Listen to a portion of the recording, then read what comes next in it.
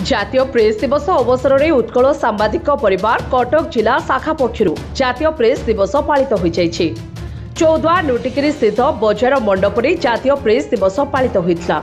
संघर सभापति हरिहर बेउरा नेतृत्व में अनुष्ठित सभारे अतिथि भाव टांगी सालेपुर निर्वाचन मंडल वरिष्ठ समाजसेवी तथा बीजेडी युव संगठक हिमांशु कुमार महांती, चौद्वार बाणीपदा स्थित उत्कल इंटरनेशनल स्कूल प्रतिष्ठाता तथा अध्यक्ष गणेश प्रसाद बेहेरा, चौद्वार नगर बीजेडी सभापति तथा विधायकों प्रतिनिधि विष्णुचरण परिडा, कटक जिला वरिष्ठ बीजेडी महिला नेत्री कल्पना जेना प्रमुख उपस्थित थिले। अतिथि माने वर्तमान समय गणमाध्यम भूमिका उपरे आलोकपात कराइथिले। तेबे महाराष्ट्र एवं छत्तीसगढ़ ढांचारे ओडिशा रे सांबादिक सुरक्षा आईन प्रणयन पाई दाबी रखिथिले हिमांशु कुमार महांती।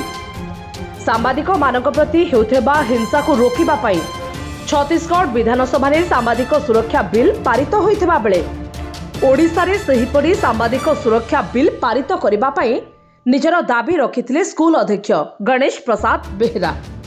उक्त कार्यक्रम में अतिथि मानक द्वारा सांबादिक मानक पुष्पगुच्छ एवं उपढौकन दे संबर्धित करा जायतिला।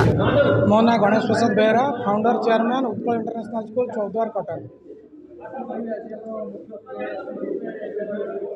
आज गोटे बहुत खुशीर दिन जातीय प्रेस दिवस उपलक्षे उत्कल न्यूज परिवार तरफ ये जो सुंदर कार्यक्रम आयोजन करागला।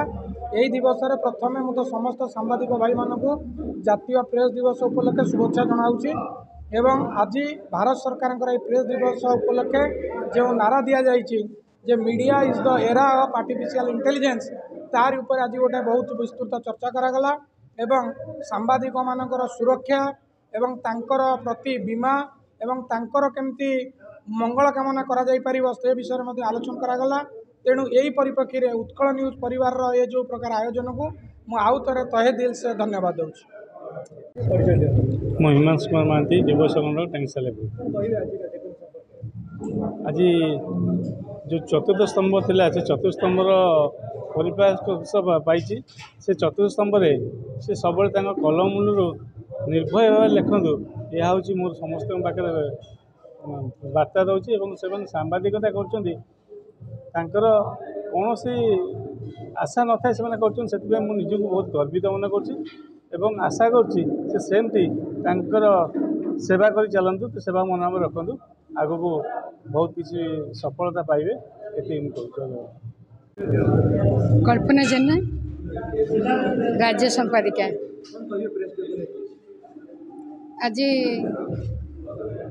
सांबादिक दिवस सर्वप्रथम मु सब सांबादिक मानक शुभेच्छा जनाऊँ, उत्तरोत्तर उन्नति कामना करुच्ची।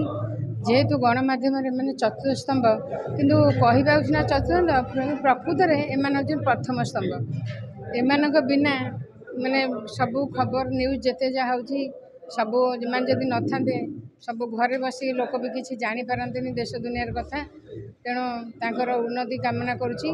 आते उत्कल न्यूज जेहेतु ए सभाटा आयोजन करुच्ची से उत्कल न्यूज रे समर्थन करता सबू भाई मानक मोर कृतज्ञता ज्ञापन करुच्ची। चौद्वार हरिहर बेउरा रिपोर्ट, प्रयाग खबर।